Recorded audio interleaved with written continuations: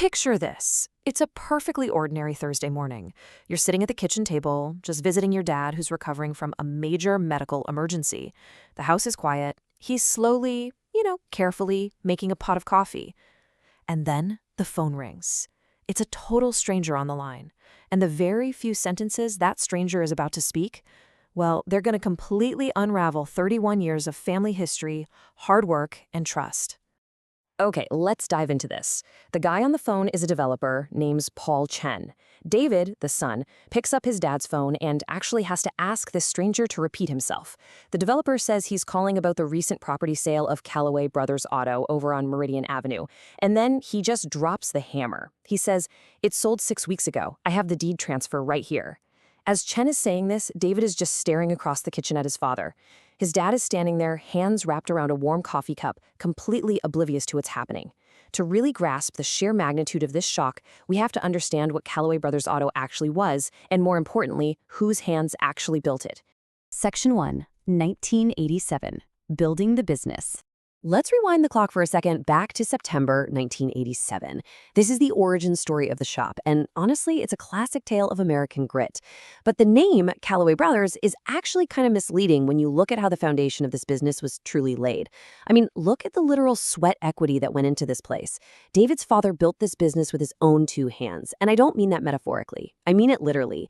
He poured the concrete foundation himself, he laid the very first floor himself, and on a Saturday morning, he was up on a ladder hand-painting the sign for the shop while his wife, David's mother, held the ladder steady.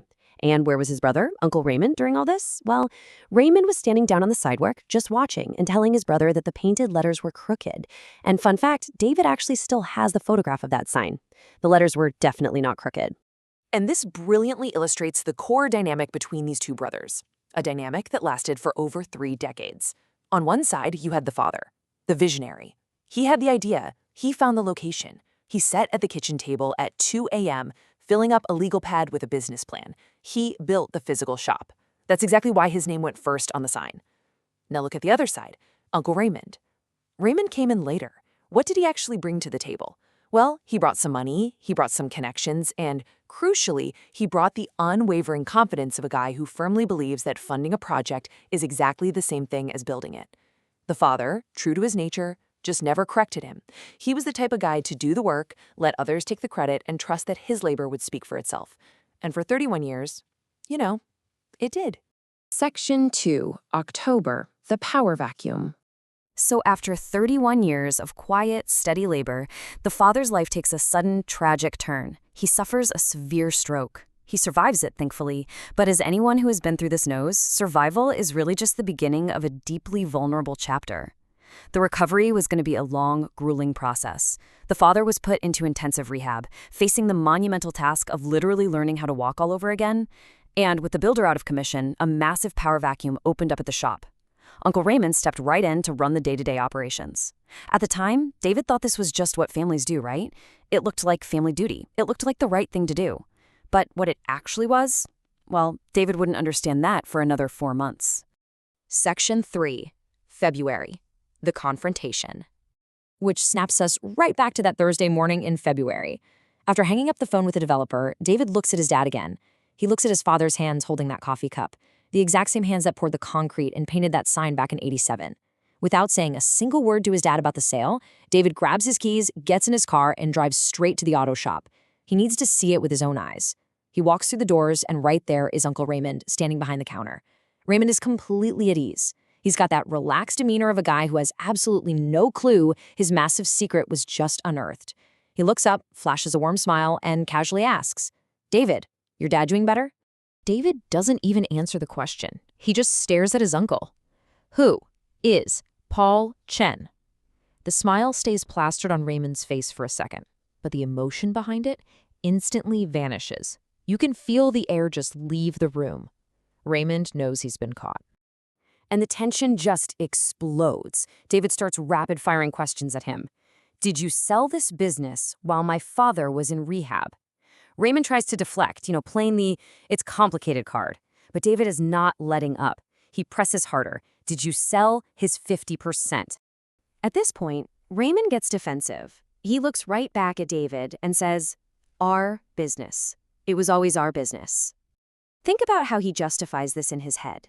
Despite never pouring a drop of concrete, despite never writing those late-night business plans, Raymond has completely convinced himself that his early financial check entitled him to total ownership of the entire legacy.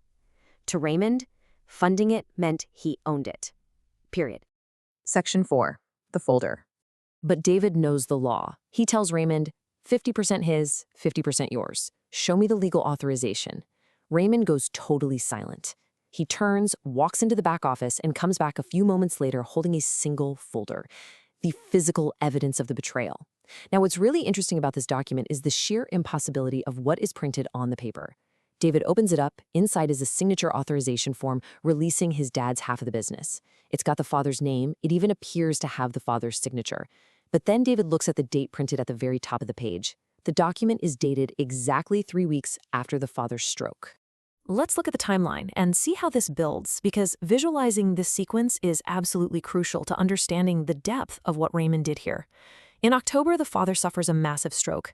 Barely 3 weeks later, when the man is fighting for his life and struggling with basic motor functions, this highly suspicious signature form is supposedly signed. By December, the business is secretly sold to Paul Chen's development company. And it isn't until February, completely by accident, that David discovers the truth. Raymond moved with incredible speed and total secrecy to liquidate 31 years of his own brother's hard work. Which leaves us with the most glaring, heartbreaking question of this entire explainer. How exactly does a man who is in intensive inpatient rehabilitation, a man who is struggling just to relearn how to put one foot in front of the other, somehow legally sign away his entire life's work, a business he literally built with his bare hands? That is the devastating mystery sitting inside that folder, and it's a mystery that changed the definition of family for David forever. Thank you so much for joining us for this explainer. Keep asking questions, and we'll see you next time.